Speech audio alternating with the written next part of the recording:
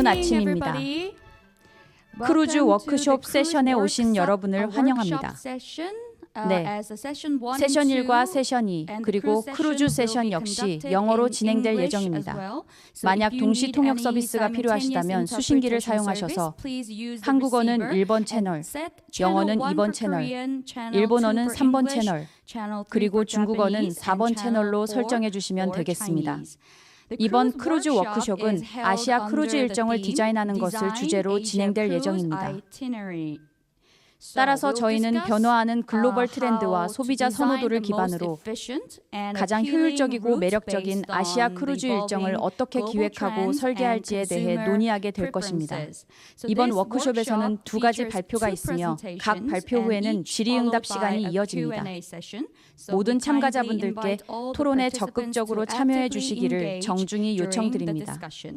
자, 제가 소개를 해드릴 첫 번째 발표자입니다. 크루즈 워크숍의 첫 번째 연사로 나서주신 분은 바로 제리 렁 씨입니다. 제리 렁 씨는 스타드림 크루즈의 사업 개발 및 기항지 경험을 총괄하는 수석 부사장으로 재직 중입니다. 그는 아시아, 유럽, 아메리카 대륙 전역의 크루즈 터미널, 컨테이너, 그리고 화물 산업 분야에서 전반에 걸쳐 15년 이상의 풍부한 경험을 가지고 있습니다. 그럼 이제 제리 렁 씨에게 큰 박수를 보내주시기 바랍니다.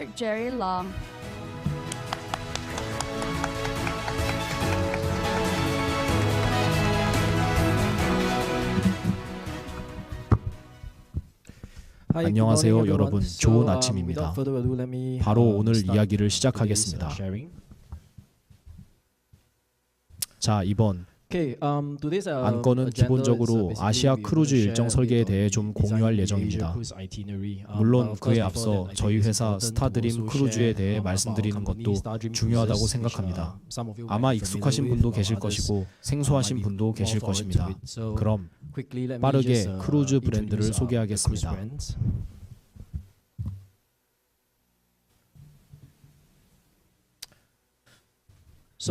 그러니 스타 크루즈와 드림 크루즈를 아시는 분들에게는 저희가 낯설지 않을 겁니다. 30년 이상의 크루즈 일정 기획 경험을 갖고 있습니다.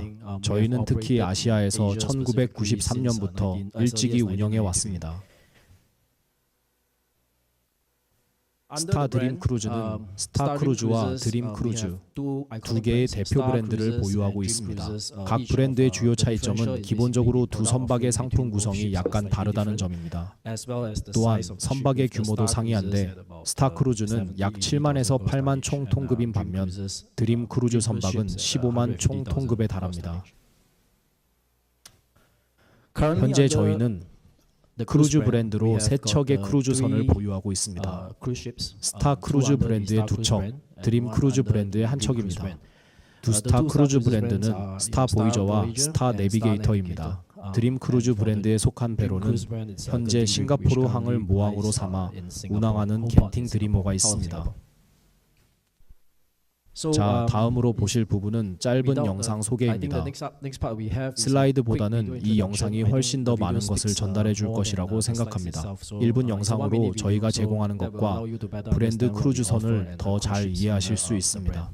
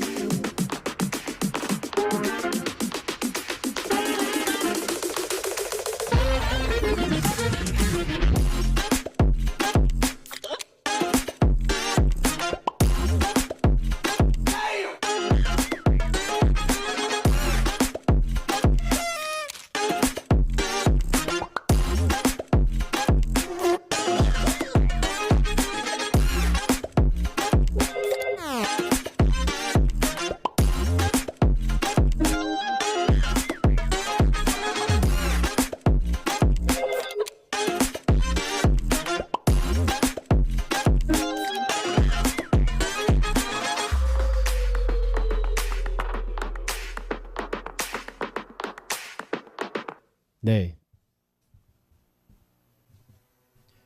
지금까지 저희 선박과 저희가 방문하게 될 장소들에 대한 간략한 소개를 드렸습니다.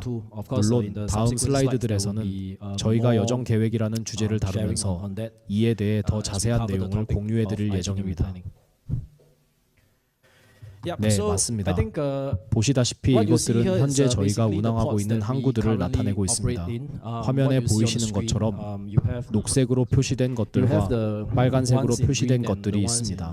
녹색은 저희가 모항으로 활용하는 곳이고 빨간색은 그 외 다른 저희가 방문하는 기항지들을 보여드립니다. 특히 3개의 지역을 보실 수 있을 겁니다. 저희가 주로 거점을 삼아 현재 운항하고 있는 혹은 과거에 운항했던 지역들을 보여주고 있습니다. 그래서 동북아시아 지역에서는 저희가 운항 거점으로 삼고 있는 주요 모항 3곳을 보실 수 있습니다. 바로 홍콩과 기룽, 그리고 가오숙입니다. 그리고 주요 기항지는 일본과 한국입니다. 저희 크루즈는 주로 이 두 나라의 항구들을 방문하고 있습니다. 좀 더 자세히 설명드리자면 저희 기항지의 수가 대폭 증가했습니다. 특히 지난 몇 달간 3번째 선박인 스타 보이저가 저희 선단에 새롭게 합류하면서 이러한 변화가 두드러지게 나타났습니다. 그러니까 여기 좀 일찍 와 계셨던 분들은 아시겠지만 저희 선박 중 한 척이 처음으로 제주에 기항했던 것이 바로 7월 8일이었습니다. 그리고 그 이후에는 부산으로도 향할 예정입니다. 그래서 이곳들은 저희 크루즈 노선이 새롭게 개척하여 방문하기 시작한 기항지들이며 저희 크루즈 선사는 이 지역에서 지속적으로 새로운 방문지를 물색하고 있습니다. 동남아시아는 분명히 항구 수가 많다는 것을 아실 겁니다. 제가 방금 말씀드렸듯이 저희 드림 크루즈 브랜드에 속한 겐팅 드림호는 싱가포르를 모항으로 운항하고 있으며 동시에 말레이시아의 여러 지역에서도 승객들을 승선시키고 있습니다. 또한 올해 3월 말부터는 새롭게 도입된 선박인 스타 보이저가 이 지역에서 운항을 시작했습니다.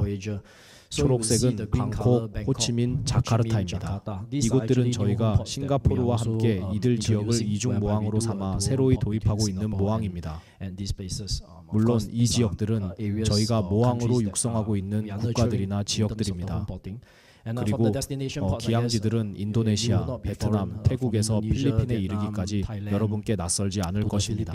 이 지역들은 저희가 방금 발표한 새로운 기항지이며 특히 필리핀은 저희의 새로운 선박과 함께 운항을 시작할 예정입니다. 작년에는 동남아시아, 동북아시아 지역을 넘어 다른 곳으로도 진출했습니다.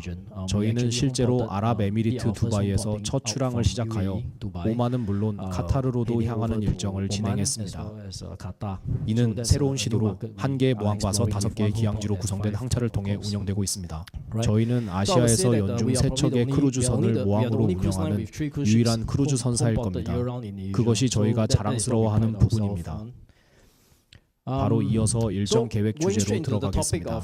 아주 간략히 요약하자면 2가지 중요한 요점 또는 2가지 핵심 영역을 살펴볼 예정입니다. 기본적으로 모든 일정을 계획할 때는 수요와 공급을 살펴보게 됩니다. 여기서 수요는 바로 승객을 의미합니다. 승객이 원하는 일정이나 상품을 설계해야 합니다. 그것이 일정 계획 시 첫 번째 고려 사항입니다. 두 번째는 공급입니다. 공급은 인프라와 정책에 더 가깝다고 할 수 있죠. 과연 일정이 사업적인 관점에서 실현 가능할지가 중요합니다. 공급이 실제로 적합한지, 그러니까 크루즈 친화적인지 말입니다. 그래서 제 생각에는 다음 슬라이드에서 이 2가지 영역에 대해 간략하게 소개를 드릴 예정입니다. 물론 나중에 질문이 있다면 기꺼이 답변해 드리겠습니다. 자, 먼저 지난 승객 수요를 빨리 파악하는 것이 중요합니다. 차트를 보시면 아시다시피 코로나 이후로 아시아 크루즈 관광의 인구 통계 또는 수요에 상당한 변화가 있었습니다. 그렇죠? 2019년 코로나 이전에는 소스마켓의 상당 부분이 실제로 중국으로부터 유입되었고 전체 수요의 51%를 차지했었습니다. 300만 명이 넘는 승객들을 태웠습니다. 하지만 이후 코로나19 팬데믹이 발생했고 그로 인해 크루즈 산업은 큰 타격을 받았습니다. 이후 2022년, 23년, 24년을 지나며 점차 회복세가 나타났고 특히 저희 스타드림 크루즈는 싱가포르를 주요 모항으로 하여 운항을 재개하게 되었습니다. 그와 함께 말레이시아 시장 또한 빠르게 성장하며 주요 소스 마켓으로 자리 잡았습니다. 2024년에는 매수 회복으로 중국이 소스 마켓을 주도하고 있습니다. 반면에 동남아시아 지역에서는 싱가포르와 인도가 이 지역에서 주요 소스 마켓으로 남아있는 것 같습니다. 그리고 덧붙여 말씀드리자면 한국은 2021년 이후 긍정적인 회복세를 보이며 코로나 이전 수준을 넘어섰습니다. 그래서 말씀드렸다시피 이러한 주요 소스마켓 기여자들과 함께라면 이들 지역에서 승객들이 항해할 수요가 분명히 있다는 의미입니다. 하지만 다시 강조하고 싶은 점은 다른 국가들에는 승객이 아예 없다는 뜻은 결코 아닙니다. 크루즈 선사들이 일정을 짜거나 상품을 개발할 때 계속 함께 발전시켜야 할 부분이죠. 맞습니다. 스타드림 크루즈나 다른 크루즈 선사들 또한 마찬가지일 텐데요. 우리는 승객들의 인구 통계를 반드시 살펴봐야 합니다. 보시는 첫 세 가지 항목은 모두가 집중해야 할 부분이라고 생각합니다. 젊은 전문가에게는 어떤 것이 흥미로울까요?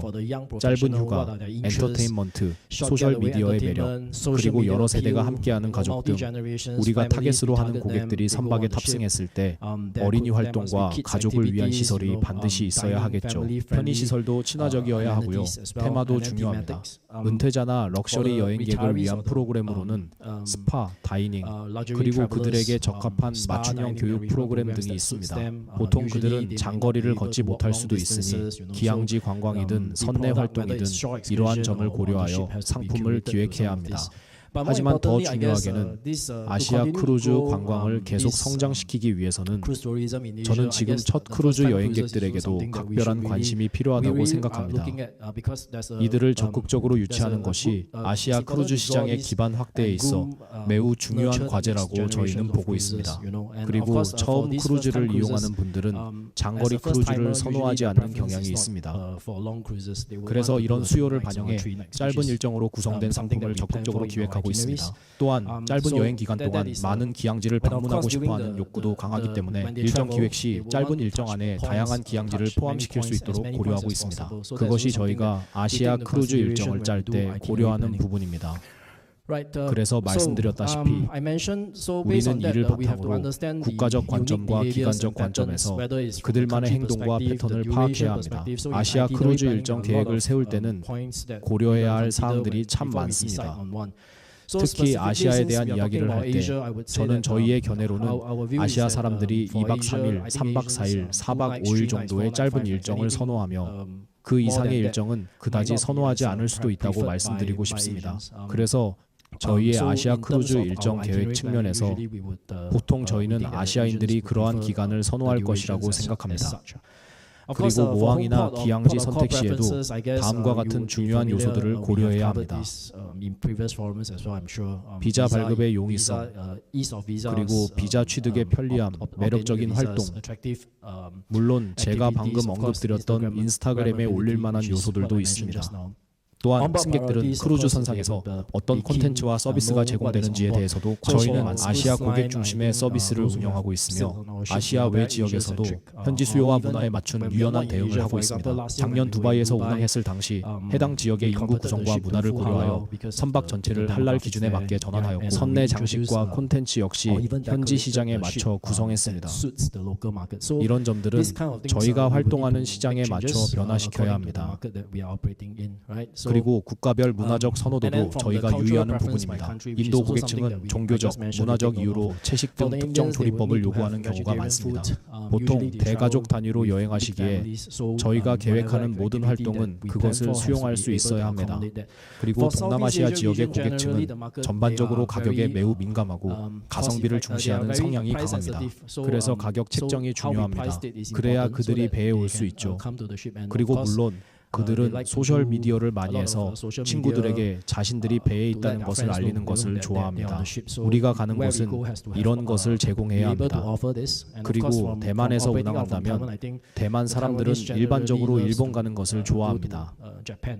그래서 저희를 포함한 많은 크루즈 선사들이 일본행 노선을 활발히 운영하고 있습니다. 특히 오키나와는 오랫동안 인기 있는 노선이었고 최근 몇 년 사이에는 오사카, 와카야마, 그리고 앞서 말씀드린 부산, 제주 역시 신규 기항지로 추가되어 운항하고 있습니다. 네, 두 번째 부분은 수요에 대한 것입니다. 모든 수요 요건을 검토한 후 저희가 갈 수 있는 지역을 결정합니다. 따라서 이 지역들의 수요가 있다는 것을 저희가 파악한 후에는 이제 일정 기획팀에서 다음으로 수행해야 할 단계는 이 장소들이 크루즈에 적합한지, 배가 정박할 수 있는지, 어떤 시설이 갖춰져 있는지 등을 검토해야 합니다. 이것이 적합한지, 비용적인 관점에서 실현 가능한지, 동남아시아 시장의 비용 효율성에 대해 말씀드렸듯이 말이죠.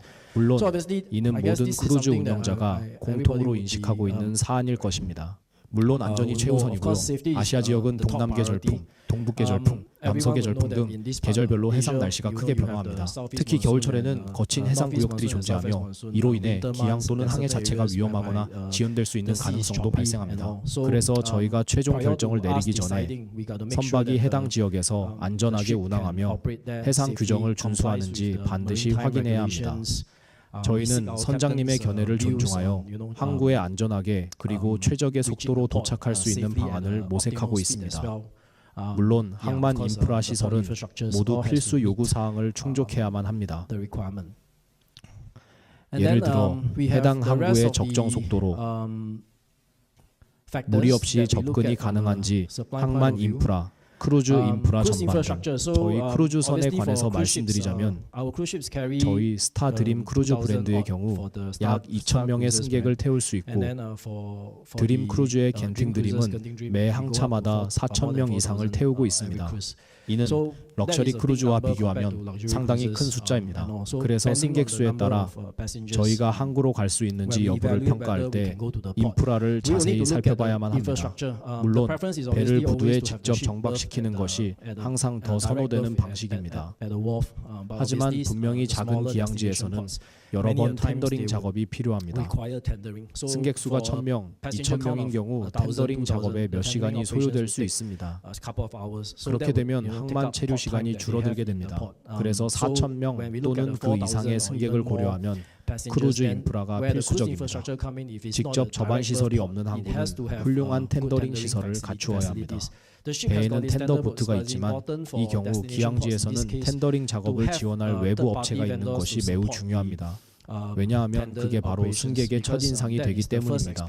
어제도 업계 관계자분들과 이야기 나눴는데 아무리 훌륭한 기항지 관광이 준비돼 있어도 텐더링 경험이 불편하면 전체 만족도가 낮아질 수 있습니다. 따라서 운항 효율성과 고객 만족을 위해 텐더링이 필요한 기항지일 경우에는 반드시 적절한 외부 지원 체계가 갖춰져 있어야 합니다. 첫인상이 좋지 않으면 다음 경험도 좋기 어렵죠. 그래서 우리는 연결성, 네트워크 접근성을 매우 깊이 있게 살펴봅니다. 또 한 가지 중요한 점은 항구에서 주요 관광지까지의 연결성입니다. 큰 버스가 운행할 수 있을 만큼 도로가 넓거나 작은 차량이나 미니버스만 운행할 수 있는지 여부입니다. 왜냐하면 큰 버스가 없을 때 사람들이 이곳저곳 이동하는데 시간이 오래 걸리기 때문입니다. 따라서 항구의 연결성도 중요한데 물자 보급이 가능한 수준의 시설과 시스템을 갖추고 있어야 합니다. 정부 또는 항만 당국으로부터의 인센티브 제공 여부 역시 매우 중요합니다. 이러한 인센티브는 운영 비용을 줄이는 데 직접적인 도움이 됩니다. 특히 가격에 민감한 승객층이 많은 아시아 시장에서는 이러한 비용 절감이 곧 상품 가격 인하로 이어질 수 있기 때문입니다. 이제 다음 주제인 항로 구성에 대해 설명드리겠습니다.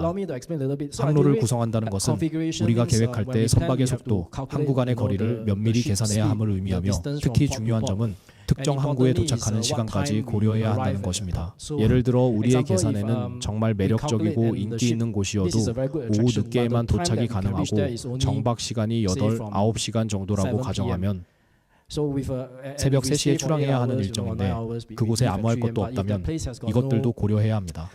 그래서 거리나 속도도 매우 중요한 고려사항입니다. 즉, 우리는 항구에 도착하는 시간대에 그 항구가 실제로 관광 활동이 가능한 시간인지 여부를 반드시 고려해야 합니다. Right, process authority clearance. I think we do not. I mentioned a little bit just now already. So 그래서 기항지 관광은 당연히 할 만한 것들이 있어야 합니다. 젊은 세대든 나이 드신 분들이든 아니면 가족들이 즐길 수 있는 것들이요. 이 부분들은 아까 수요 분석할 때도 언급했습니다. 마지막은 물론 비용과 사업적 판단입니다. 결국에는 타당해야 합니다. 왜냐하면 승객들이 항공 여행에 대한 대안을 찾고 있기 때문입니다. 그렇기 때문에 가격 책정이 중요합니다.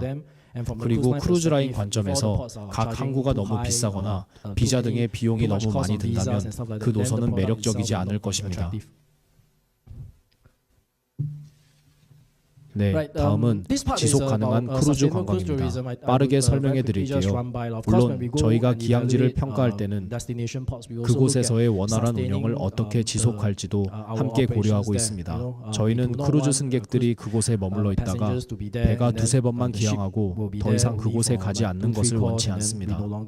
그래서 저희의 생각은 특히 새로 개발되는 장소나 섬 지역에 대해 해당 목적지의 장기적인 관점에서 더욱 오랫동안 방문하는 형태의 관계를 구축하고 싶다는 것입니다.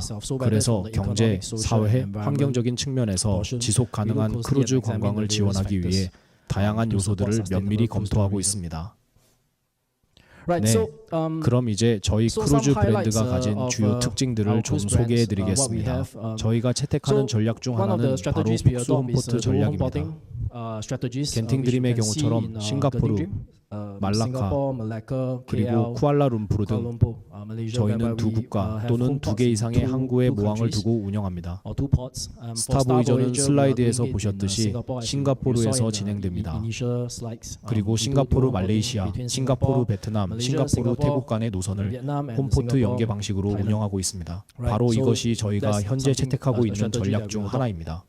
두 번째 전략은 바로 2박 또는 3박 일정의 왕복 크루즈입니다. 말씀드렸듯이 2박 3박 일정의 크루즈는 더 높은 빈도로 운항되어 더 많은 크루즈 기회와 승객들의 재방문을 유도하고 있습니다. 그리고 주말에 2박 크루즈를 운항할 때면 더 쉽습니다. 주말에 굳이 휴가를 내고 싶어 하지 않는 승객들을 응대해야 하기 때문이죠. 주말에는 휴가를 낼 필요가 없으니까요. 그리고 2박 3박 크루즈는 처음 타는 사람들에게도 좋은 유인책이 될 것입니다. 한번 타보고 나중에 더 긴 여행을 갈지 결정할 수 있으니까요. 5박 크루즈는 물론 말씀드렸듯이 더 많은 기항지를 방문하려고 합니다. 또 5박이라는 기간 동안 3개의 기항지를 방문하며 기항지에 머무는 시간도 충분히 고려되어 목적지에서 더욱 많은 시간을 보낼 수 있도록 합니다. 이 모든 것이 단 한 번의 항해로 가능합니다. 저희가 방문하는 기항지는 이전에 공유해 드렸습니다. 이게 마지막 슬라이드인 것 같습니다. 물론 이와 더불어 저희가 계속해서 더 잘하거나 개선해야 할 과제들이 여전히 남아 있습니다. 그 중에서도 가장 우선시되는 것이 바로 항만 인프라라고 생각합니다. 항만 현대화를 위해 정부와 긴밀히 협력해야 합니다. 우리는 많은 국가들이 출입국 심사에 무인 자동화 시스템을 도입하는 것을 볼 수 있습니다. 이러한 시스템을 통해 처리 속도는 보통 몇 분에서 몇 초로 크게 단축됩니다. 이러한 모든 요소들은 매우 중요합니다. 왜냐하면 제가 말씀드렸듯이 입국 심사와 다른 모든 절차를 더 빨리 처리할수록 승객들이 더 많은 시간을 갖고 더 나은 경험을 할 수 있기 때문입니다. 그것이 바로 제가 말씀드리려던 두 번째 포인트입니다. 그리고 다음은 테마별 여정입니다. 따라서 우리는 관광 협력과도 아주 긴밀하게 협력해야 합니다. 왜냐하면 결국 항구는 한정되어 있고 우리가 작업할 수 있는 조합도 많지 않습니다. 만약 1년 내내 동일한 장소만 계속해서 방문한다면 비록 일정이 똑같다 할지라도 분명히 변화를 주어야 할 것입니다. 그래서 저희는 이와 관련하여 여러 국가의 관광위원회와 긴밀하게 협력하고 있습니다. 예를 들어보면 일본의 경우 3월, 4월이 되면 저희가 하나미, 즉 벚꽃 구경을 할 수 있는 기간이 있습니다. 그래서 저희는 해당 지역의 특별한 행사나 시기에 맞춰 일부 크루즈 일정을 조정하고 있습니다. 그래야 더 좋은 경험을 제공할 수 있기 때문입니다. 이러한 부분들이 크루즈 선사들이 아시아 크루즈 일정을 계획할 때 더욱 면밀히 검토하고 관련 이해 관계자들과 지속적으로 협력하여 최고의 상품을 만들어야 할 점들이라고 생각합니다. 네, 제가 준비한 발표는 여기까지입니다. 감사합니다. 제리렁 씨, 유익한 발표 정말 감사합니다. 질의응답 시간이 있으니 계속해서 무대에 남아주시기 바랍니다. 수신기를 착용해 주세요. 네, 이제 참가자분들께 질문 시간을 드리겠습니다. 제리렁 씨의 발표에 대해 질문이 있으시면 손을 들어주시면 감사하겠습니다. 저희가 직접 마이크를 전달해 드릴 예정이며 질의응답 시간에는 동시 통역 서비스가 제공될 예정입니다. 그러니 여러분이 가장 편하게 느끼시는 한국어, 영어, 일본어, 중국어 중 한 가지 언어만을 사용해 주시길 바랍니다. 스페인어, 프랑스어, 러시아어는 안 됩니다. 아시겠죠? 오직 4가지 언어만 가능합니다. 그러니 제리렁 씨의 발표와 관련하여 질문이 있으시면 손을 들어주십시오. 네, 보시다시피 질문이 하나 있습니다. 많은 아시아인들은 좀 수줍어하는 경향이 있습니다. 그래서 제가 먼저 시작하면 다들 저를 따라할 거예요. 네, 저는 방금 당신의 매우 통찰력 있는 발표를 들었습니다. 특히 새로운 세대의 여행객들을 발굴하기 위한 당신의 여정에 초점을 맞춰서 말이죠. 정말 인상 깊게 들었습니다. 그리고 제가 듣기로는 전 세계 인구 중 1% 미만만이 크루즈 여행을 경험했다고 합니다. 그래서 궁금한 점이 있었어요. 대체 왜 사람들이 그렇게 어려워하는 걸까요? 처음에 크루즈를 경험하기가 왜 어려운 걸까요? 그리고 혹시 새로운 세대들에게 즐거움을 선사할 수 있는 특별한 전략이나 계획을 가지고 계신가요? 네, 좋은 질문입니다. 왜 1%일까요? 왜 크루즈 경험자가 1%밖에 안 되는가에 대한 이유는 연령대의 특성에서 일부 찾을 수 있습니다. 크루즈 이용자의 평균 연령은 약 45세입니다. 그리고 20년 전과는 달리 항공 여행이 훨씬 저렴하고 접근성도 좋아졌기 때문에 사람들이 항공 여행을 선호하게 된 것도 하나의 큰 요인입니다. 즉, 다양한 대안이 너무 많아졌기 때문에 크루즈가 선택받기 어려워졌다고 할 수 있습니다. 그리고 제가 보기엔 젊은 층이든 나이 든 층이든 선택지는 이미 매우 다양합니다. 예를 들어 제가 대만 사람이고 일본에 가고 싶다고 가정해보면 먼저 크루즈 가격과 항공권 가격을 비교할 겁니다. 비용. 네. 그리고 실제로 항공사 측에서도 가격 경쟁력이 매우 강하다는 점을 확인할 수 있습니다. 따라서 크루즈 상품 기획 시 단순히 대만이나 모항에서 특정 장소로 이동하는 수단이 아니라는 점을 분명히 알려야 합니다. 대안에는 무엇이 준비되어 있으며 그곳에서 무엇을 경험할 수 있을까요? 또한 우리가 들르는 다양한 목적지도 큰 장점입니다. 이것은 바로 질문의 두 번째 부분과 연결됩니다. 즉, 경쟁력 있는 크루즈 상품을 어떻게 설계해서 새로운 고객층을 유치할 수 있을까라는 점입니다. 우리가 목적지를 선택할 때 일반 여행객이 그 장소에 가기 쉬운지 어려운지도 매우 중요한 기준입니다. 예를 들어 과거에 북발리의 살루칸 바완이라는 지역에 간 적이 있는데요. 비행기를 타고 발리에 도착하더라도 그 장소까지 다시 3시간 이상 이동해야만 도착할 수 있었습니다. 그러한 장소들은 크루즈가 아니면 갈 수 없다는 점이 바로 판매 포인트가 됩니다. 비행기를 타고 가더라도 여전히 시간이 많이 걸리고 도로 상황도 좋지 않아서 힘든 여정이 될 것입니다. 그래서 크루즈 라인 관점에서 상품을 설계할 때 이러한 장소들은 분명히 매력이 있다고 생각합니다. 하지만 또 다른 과제는 이러한 장소들이 우리의 운영을 원활하게 할 수 있는 필요한 인프라를 갖추고 있는지 여부입니다.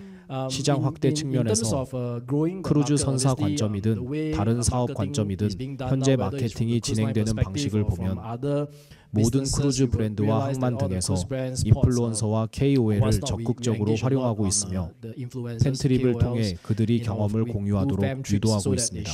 그래서 젊은 층에게 더 효과적으로 다가갈 수 있죠. 그리고 이러한 모든 성장세를 지속적으로 이어나가는 것이 매우 중요하다고 생각합니다. 장기적으로 이러한 수요를 유지하기 위해 항공에서 해상까지 다양한 제품들이 시장에 나와 있기 때문입니다. 네, 감사합니다. 네, 유익한 답변 정말 감사합니다. 혹시 다른 질문 있으신 분 계신가요? 네. 돼지 소리나 오징어 소리를 내달라고는 제발 부탁이니 하지 말아주세요. 농담입니다. 네, 감사합니다. 유가가 하락하는 상황에서 궁금한 점이 있습니다. 유가 하락이 운항 계획에 미치는 영향은 여전히 우려가 크신가요? 16노트 미만으로 저속 운항을 계속 유지하시려고 노력하시나요?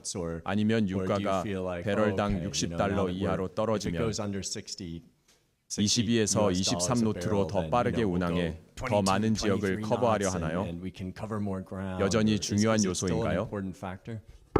네, 저는 유가가 상승하든 하락하든 간에 그와 상관없이 저희의 여정 계획에서 비용 관점으론 가능한 한 낮은 속도로 운항하고 싶습니다. 하지만 우리가 추구하는 목표를 달성하는 것과 관련해서 저에게 질문하신다면 승객들이 이 브랜드와 제품을 계속 이용하려면 최상의 경험이 필요하다고 생각합니다.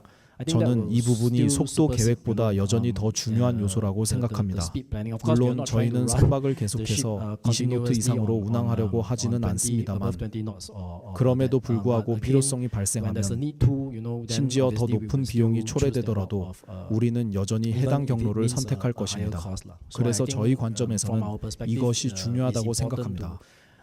예를 들어 5박의 세계 항구 방문을 최대한 유지하는 거죠. 물론 한국까지 거리가 너무 멀다면 그럴 수 없으니 조절해야겠죠. 그래서 말인데 저희 여정 계획은 고속으로 운항하는 배와 그리고 가능할 때마다 비용 절감 차원에서 속도를 낮추는 것을 혼합한 것입니다. 그래서 둘 사이의 균형을 맞추는 것이 중요합니다. 네, 질문 감사합니다. 발표에 관해 질문 있으신가요? 네, 저기요. 안녕하세요. 블라디보스토크 터미널 CEO입니다. 그리고 한국 시장을 위한 모항 운영 계획이 있다면 예를 들어 부산을 거점으로 하는 계획에 대해 자세히 설명해 주실 수 있으실까요? 그리고 또한 북동 중국에서 모항 운영을 위해 선박을 다시 배치할 계획이 있으신가요? 두 가지 질문인데요. 첫 번째는 한국에서 모항 운영 계획이 있는지에 대한 질문이었고 두 번째는 어디에 모항을 운영할 것인지에 대한 질문이었죠. 중국에서 말씀이시죠? 마이크 다시 주시겠어요?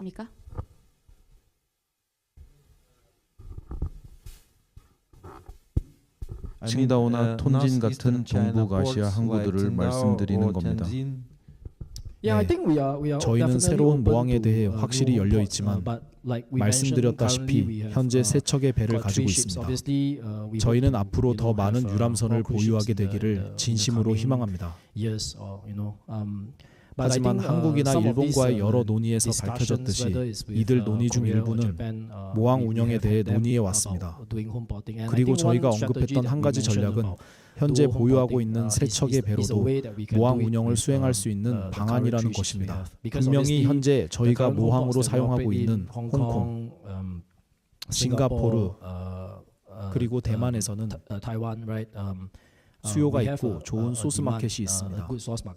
그래서 저희가 태국, 베트남, 인도네시아 자카르타에서 이미 시행했던 것처럼 이중 모항 운영 가능성을 통해 그렇게 할 계획입니다. 현재 진행 중인 상황입니다. 중국은 매우 중요한 시장입니다. 저희가 이전에 중국 상하이 등지에서 운영한 경험이 있습니다. 하지만 제 생각엔 현재 중국은 유람선을 통합하여 새롭게 재편할 계획을 가지고 있습니다. 그래서 저희는 이 상황을 면밀히 주시하고 지속적으로 모니터링하고 있으며 적절한 기회가 찾아오면 분명히 중국에서도 모항 운영을 적극적으로 고려하게 될 것입니다. 네, 남은 질문 있으신가요? 네, 이것으로 저희 발표를 마치겠습니다. 렁 씨에게 큰 박수 부탁드립니다. 그리고 Q&A 세션에 참여해 주셔서 정말 감사합니다. 자, 이제 두 번째 발표자에게 넘어가겠습니다.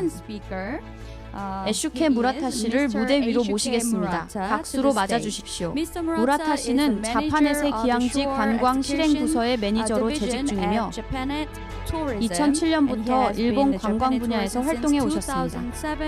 이전에는 럭셔리 유람선의 품질 및 운영 전략을 총괄 관리해 오셨습니다. 크루즈 관광 분야에서 풍부한 경험과 전문성을 갖춘 무라타 씨는 해안 관광 서비스와 전반적인 크루즈 여행 경험을 향상시키는데 계속해서 핵심적인 역할을 담당하고 계십니다. 그러므로 무라타 씨에게 뜨거운 박수를 부탁드립니다.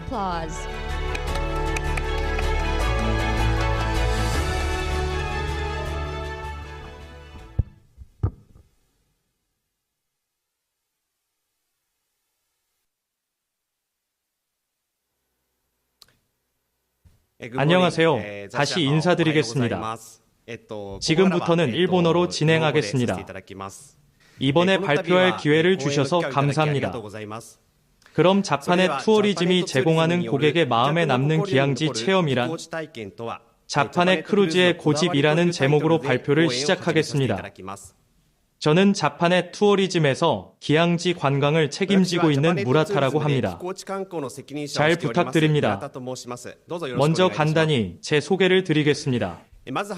저는 2007년에 자파넷에 신입사원으로 입사하여 이후 자파넷 홀딩스나 콜센터 등 다양한 부서에서 업무를 맡아왔고 2023년부터는 크루즈 관련 업무를 담당하게 되었으며 작년부터는 기항지 관광 책임자로 일하고 있습니다. 자파넷은 주로 통신 판매 사업과 스포츠, 지역 창생 사업으로 구성된 총 16개의 그룹사로 이루어져 있습니다. 통신 판매 사업에서는 상품 판매에서 주문 접수, 상품 발송, 사후 관리까지 일괄적으로 수행하고 있습니다. 스포츠, 지역 창생 사업에서는 축구, 농구 클럽 팀을 그룹사로서 운영하고 있을 뿐만 아니라 2024년 10월에는 스타디움, 아레나, 상업시설, 호텔, 오피스가 통합된 나가사키 스타디움 시티를 개업하여 운영하고 있습니다. 또한 위성 방송을 활용한 텔레비전 방송에도 진출하여 통신 판매 프로그램뿐 아니라 스포츠 및 여행 프로그램 등도 방송하고 있습니다. 그리고 저희 크루즈 사업은 트러블 컴퍼니 내 자파넷 투어리즘이 담당하고 있습니다.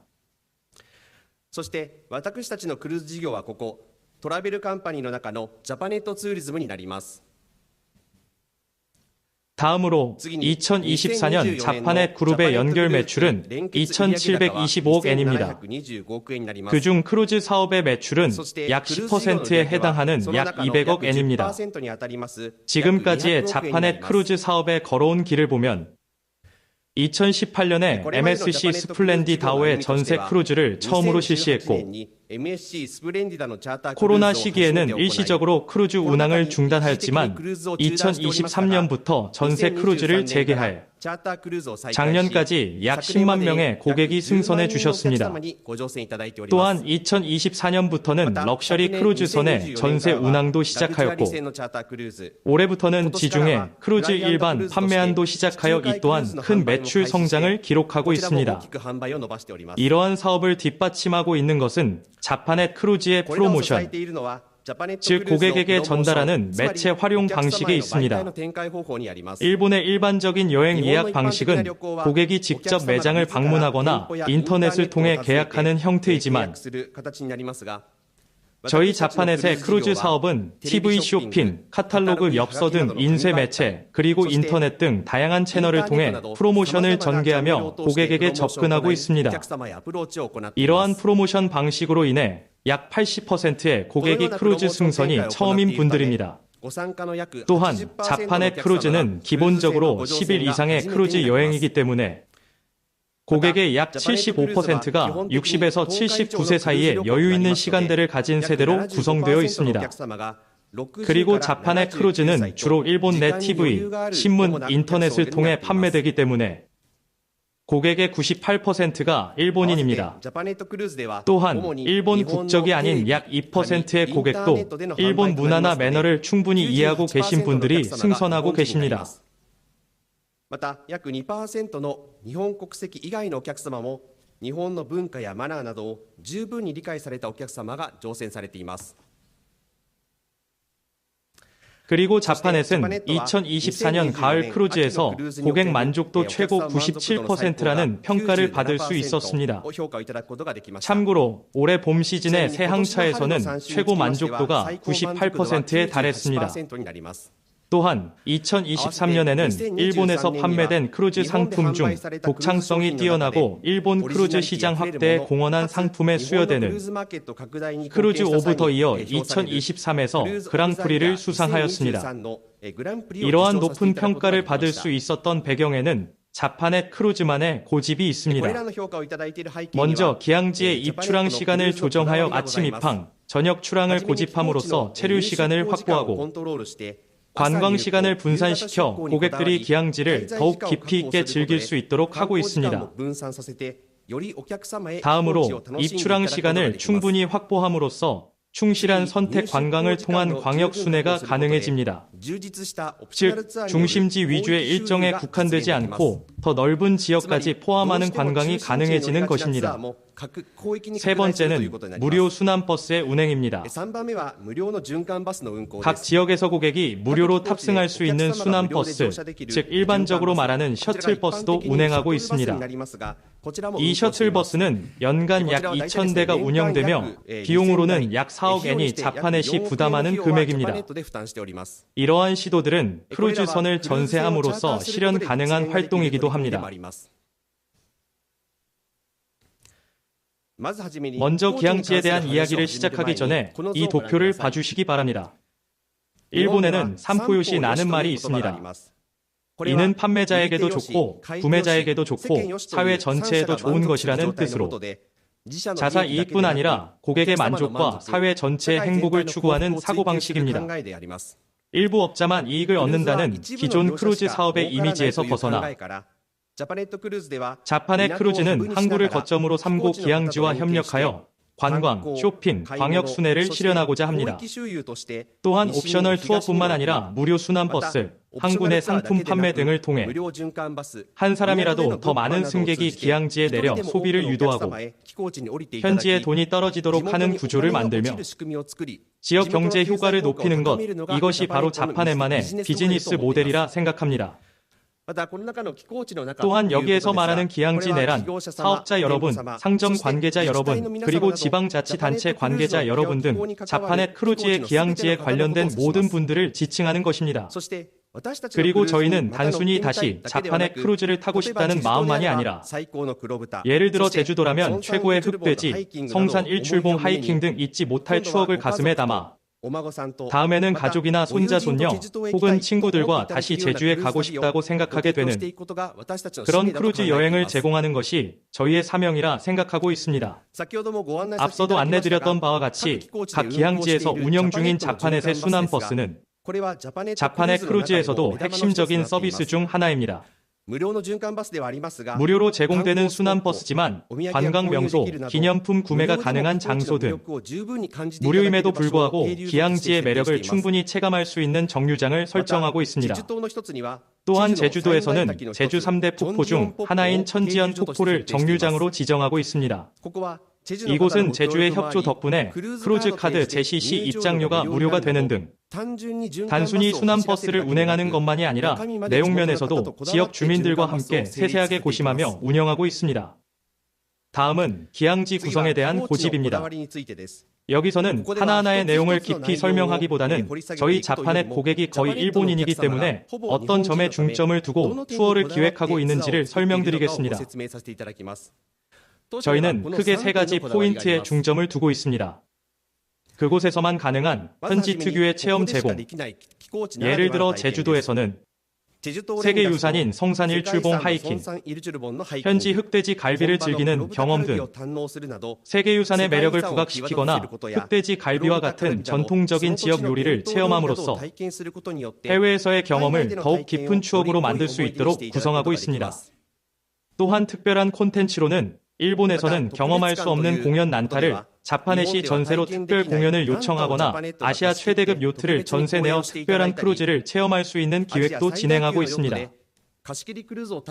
이것은 단순히 난타 공연을 보는 것에 그치지 않고 전세 공연으로 진행함으로써 해외에서도 고객 여러분만을 위한 특별한 공연을 받는다는 특별한 감각을 느낄 수 있도록 하고 있습니다.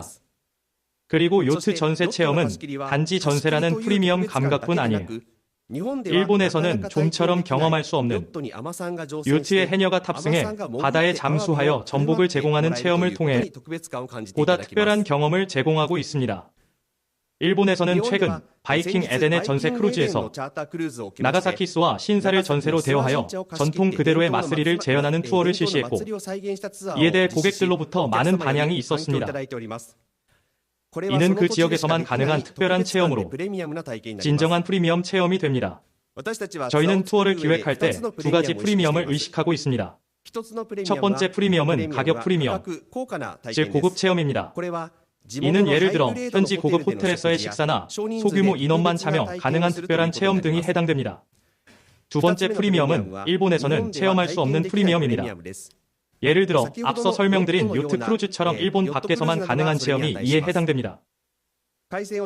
현지 분들이 직접 음식을 제공하고 그 과정에서 생기는 현지 분들과의 교류 등 이러한 현지와의 소통을 통해 기항지 체험을 보다 깊이 있게 느낄 수 있도록 하고 있습니다.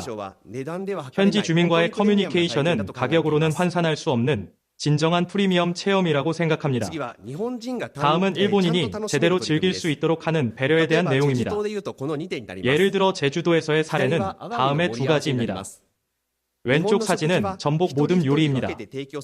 일본에서는 식사가 대부분 1인 분식 따로 제공되는 경우가 많지만 해외에서는 큰 접시에 여러 명이 함께 먹도록 담아 나오는 경우가 있습니다.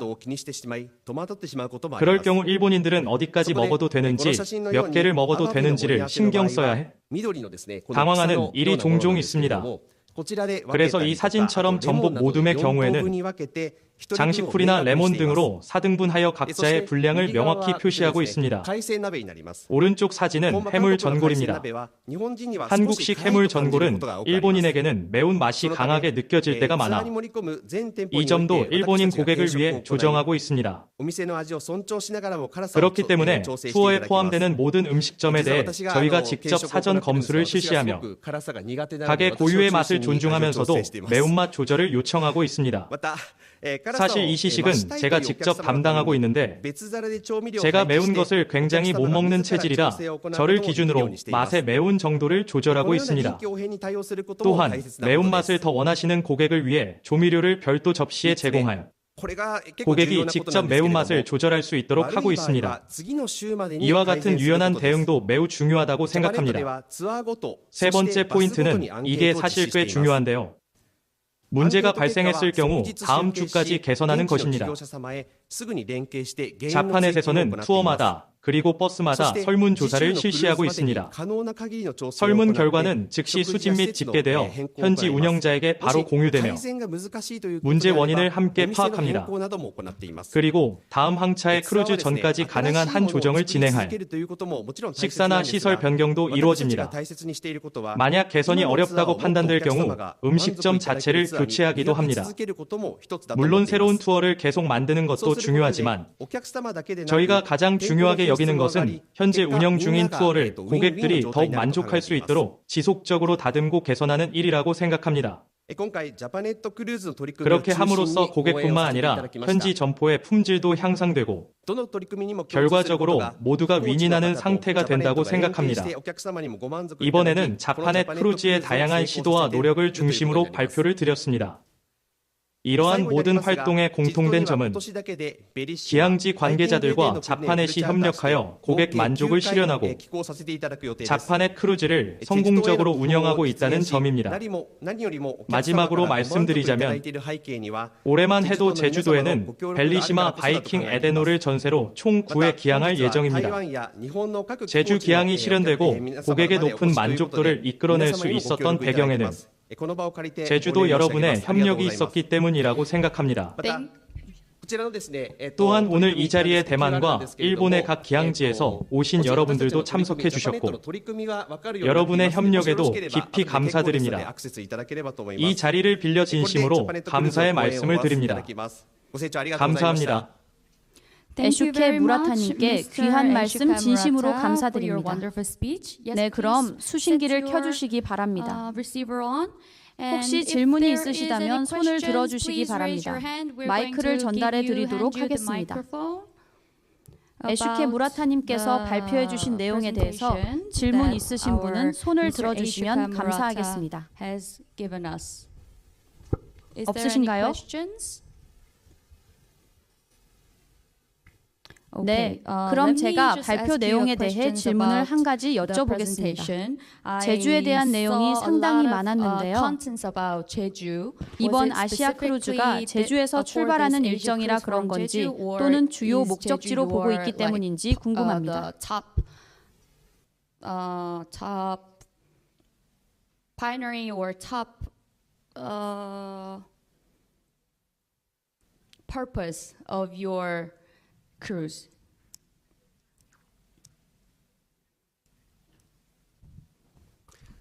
그렇습니다. 저희가 생각하기에 제주도는 아직 오버투어리즘의 상태가 아니며 무엇보다도 도쿄나 수도권뿐만 아니라 일본 전역의 고객들이 제주도에서 현지인들과의 교류를 소중히 여기는 데에 있어 한국 안에서도 제주도처럼 큰 규모를 가진 곳이 가장 적합하다고 느끼고 있습니다. 네, 감사합니다. 이번 발표 내용에 대해 혹시 질문이 있으신가요? 네, 이것으로 이번 발표가 모두 마무리되었습니다. 에슈케 무라타 씨께 아낌없는 큰 박수 부탁드립니다. 다시 한번 진심으로 감사드립니다. 네, 질의응답 세션에 적극적으로 참여해 주신 모든 분들께 진심으로 감사드립니다. 이것으로 2025 아시아 크루즈 포럼 제주 크루즈 워크숍 세션을 마치겠습니다. 이번 세션이 모든 참가자들에게 유익한 시간이었기를 바랍니다. 지금까지 아나운서 손보련이었습니다. 참여해 주셔서 대단히 감사합니다. 감사합니다.